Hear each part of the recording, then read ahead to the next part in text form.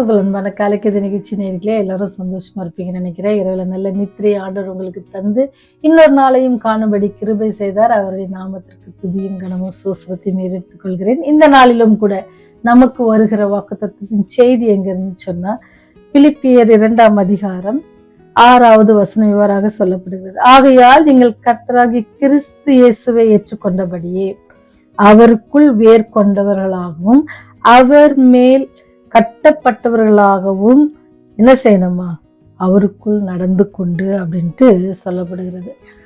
நாம யாருன்னு சொன்னா அவருக்குள் வேர் கொண்டவர்களாக இருக்கிறோம். யாருக்குள்? கிறிஸ்து.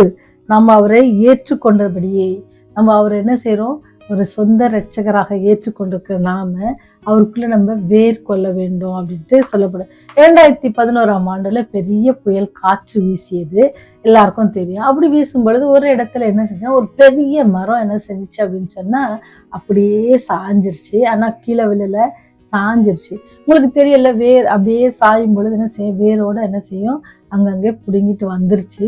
ஆனா கொஞ்சம் வேர் என்ன செஞ்சுச்சுன்னா ஒட்டிட்டு இருந்துச்சு. அப்படி கொஞ்சம் ஒட்டிட்டு இருக்கிறப்ப என்ன ஆகுதுச்சுன்னா, சில மாதங்கள் கழித்து என்ன செய்யறாங்க அப்படின்னு சொன்னா, அப்படியே அதை திருப்பி கொஞ்சம் ஸ்ட்ரைட் பண்ணி வச்சு பாக்குறாங்க. பார்க்கும்போது அப்படியே கொஞ்சம் கொஞ்சம் இலைகள் துளிர்க்க ஆரம்பிச்சிச்சு. ஆனா முழு மரமும் என்ன செய்யல, ரொம்ப துளுக்கல, அல்லது பழங்கள் தருவதற்கான வாய்ப்புகள் அதுல குறைவாக காணப்பட்டது. ஏன் சொன்னா அதுல 5% வேர்கள் தான் என்ன செஞ்சுன்னா அந்த மரத்து பூமியோட ஒட்டி கொண்டிருந்துச்சு. அப்படி 5% ஒட்டி கொண்டிருந்ததுனால என்ன செய்ய முடியல, முழுமையான ஒரு வளர்ச்சி அந்த மரத்துக்கு தர முடியல.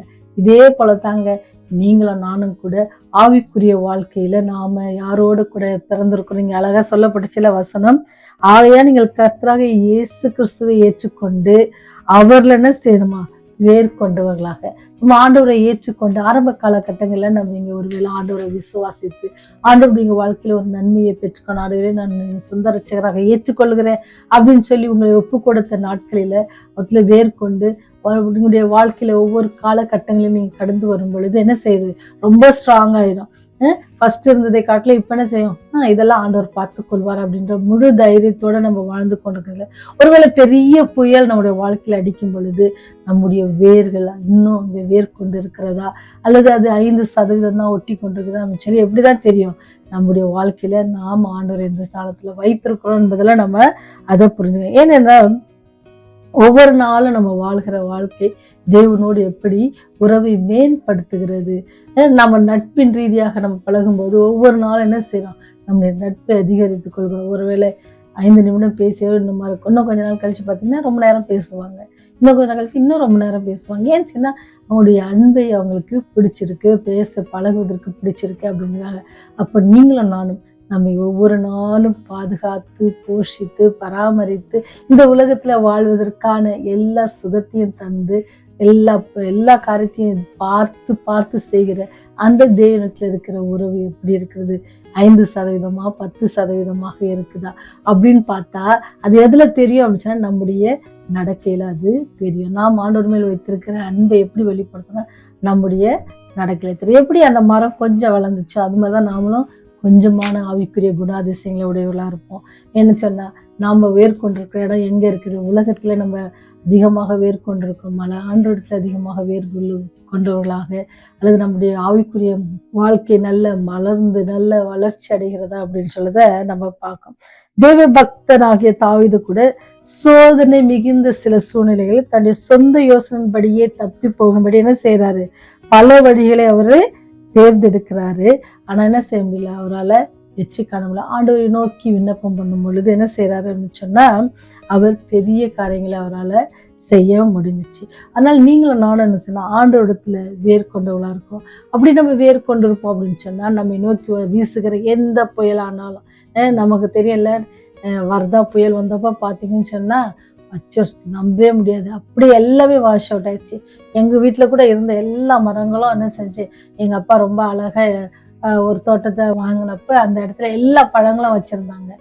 எங்களுக்கு அது ரொம்ப பிடிச்ச பழங்கள்லாம் இருந்துச்சு, கொய்யா பழம், சீத்தாப்பழம், அப்புறம் சப்போட்டா பழம் இருந்துச்சு அங்க, அப்புறம் மாமரம் இருந்துச்சு, தேங்காய் தென்னை மரம் இருந்துச்சு, பனை மரம் இருந்துச்சு, புளிய மரம் இருந்துச்சு, எல்லா மரங்களும் அழகா வச்சிருந்தாங்க.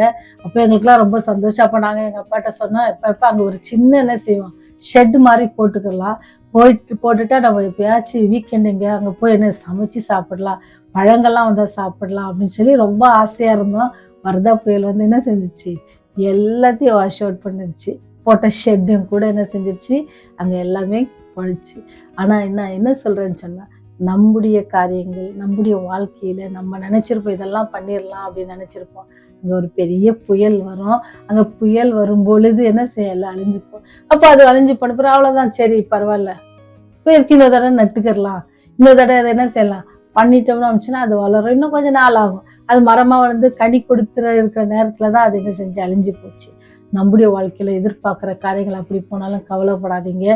நாம் வேர்கொண்டிருக்கிற தேவனத்தில் வேர்கொண்டிருப்போம் அப்படின்னு சொன்னால் அவர் என்ன செய்வார், நம்மை உறுதிப்படுத்தி நம்ம என்ன செய்வார், அவர் மேல் கட்டிடுவோம் அப்படின்னு சொல்லி. நீங்கள் பார்த்தீங்கன்னு சொன்னால், எனக்கு மரியாதை பார்த்தீங்கன்னு சொன்னால், அவங்க எப்படி ஆண்டவர் அவங்களுக்கு மன்னித்ததை அவங்க என்ன செஞ்சாங்க, ரொம்ப பெரிதாக நினைச்சாங்க. எப்பேற்பட்ட யார் என்ன பேசினாலும் அவங்க கவலையில் அவங்க ஆண்டவருடைய பாதத்தில் ரொம்ப என்ன செய்றாங்க, அந்த பரிமளத்தினால அவங்க கிளறாங்க. ஏன்னு சொன்னா அந்த மாதிரி வேர்கொள்ளணும். அப்போதான் நம்ம அவருக்குள்ள கட்டப்படுவோம். எப்ப என் பாவத்தை மன்னித்து என்னை நேசித்த தேவனை நான் என்ன செய்வேன், அவரை நான் நம்புவேன், அவர் மேல என்ன செய்ய நம்ம அதிகமாக வேர்கொண்டவர்களாக இருப்போம்னு சொன்னா, அவளை போல என்ன செய்வோமா, பரிமளத்தை என்ன செய்ய பாதத்துல பரிமளம் நம்முடைய அது என்ன செஞ்ச எல்லாம் இந்த ஒரு அறை முழுவதும் பரவது போல நாம் அவர்கள் கட்டப்படுவோம், வேரூன்றி அவர்கள் கட்டப்படுவோம்னு சொன்னா நல்ல குணாதிசயங்கள் எல்லாரும் பார்ப்பாங்க. எப்படி அவருடைய வாசனை அந்த எல்லா அறைக்குள்ள பரவினது, அதே போல ஆண்டுடைய குணாதிசயம் உங்கள் மூலயமாக என் மூலயமாகவும் பரவுவதற்கு அது பெரிய பெரிய ஒரு கிருபையாக ஆண்டவர் நமக்கு அதை வாய்க்க செய்வார். ஏன்னு சொன்னா நாம வேர்கொண்டு இருக்க வேண்டியது எங்கன்னா அவரத்துல வேர்கொண்டு அவர் மேல் கட்டப்பட்டவர்களாக இருக்கணும். நம்ம எப்போ அவர் மேல் கட்டப்படுவோம், ஆண்டவர் என்னை ரட்சித்தார், ஆண்டவர் என்னுடைய பாவத்தை மன்னித்தார், ஆண்டவர் எனக்காக மரித்தார் அப்படின்னு சொல்லி நம்ம நாமே ஒப்பு கொடுக்கும் பொழுது அவருக்குள்ள நம்ம வேர்கொண்டு என்ன செய்வோம், அவருக்குள் கட்டப்படும். அவருக்குள்ள கட்டப்படுறது எப்படி இருக்கும், ஸ்ட்ராங்கா இருக்கும்.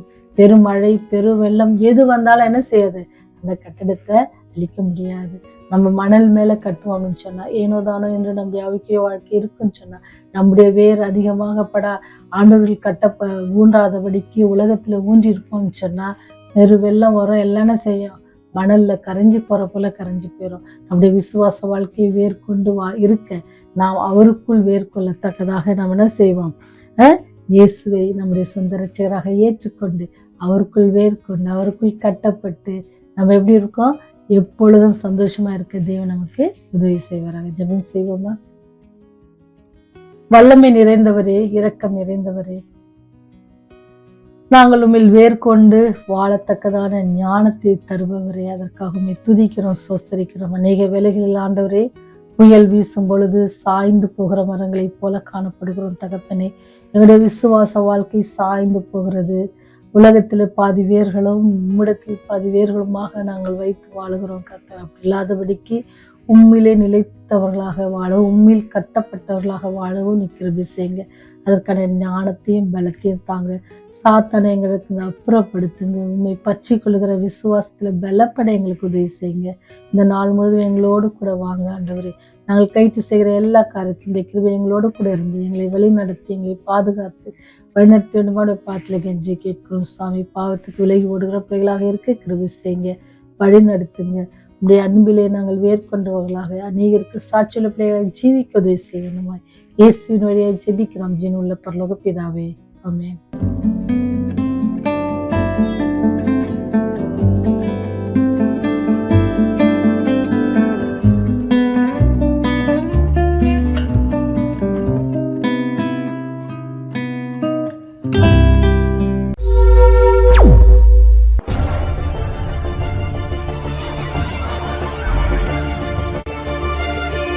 நீங்கள் பார்த்துக் கொண்டிருப்பது உங்கள் ரிவைவல் டிவி.